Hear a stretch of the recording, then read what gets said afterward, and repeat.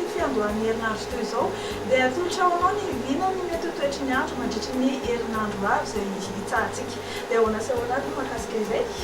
ary izay atonony malefaka tsikelikely no mandrafitra ny toetry ny androsika mandritra ity herinandro ity hisitraka orana kosa ny any avaratra atsinanany Madagasikara any ary andrahoana ny andro amin'ny ilany atsinanany faritry ny afovoantany fa mety ho arahina erika izany ho anareo any amin'ny faritra aloatra mangoro any ary balika be kosa inga be masoandro ho an'ny faritra sisa ny maripana kosa dia tsy dia misy fiatsihan'ny firy mandritra ity herinandro ity ary ny any an-dranomasina dia tsy misy atahorana ihany koa fa ohatra ny ahona kosa ary ny vinamina eto toetry ny andro amin'ny rapitsy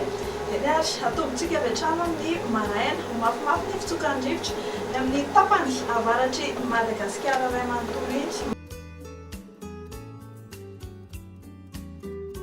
orana hatrany ny faritra avaratra atsinanan'ny Madagasikara araka ny efa voalaza teny am-piandohana dia ny distrikany Antala ny faritra Analanjy sy atsinanana andrahoana kosa ny vadivavy finasy ny ilany atsinanan'ny afovoantany fa mety ho arahana erika izany indraindray any aloatra mangoro any ibalika be kosa ny masoandro ny amin'ny faritra sisa ho amin'ny rapitsy ho tolakandro dia mbola hitohy hatrany ny orana any amin'ny faritra avaratra atsinanan'ny Madagasikara izany hoe raha marimarina kokoa dia any Savasy ny faritra Analanjy fa iseho izany indrindra ny amin'ny takariva sy ny amin'ny alina ny aty amin'ny faritry Sofia aty hitohy hatrany kosa ny endrika manify any aloatra mangoro ary ifadimby eo ny masoandro sy ny rahona ny amin'ny faritra sisa dia ohatrohatry ny ahoana ny maripana mitandraika amin'izay araka rehefa voalazantsika teny am-piandohany dia tsy dia misy fiovana firy ny maripana fa raha ny ambany indrindra ho an'ny rapitsy izao dia hitantsika ny ary ny manodidina ny vakina karatrany 6 degré celsius izy ho an'ny rapitso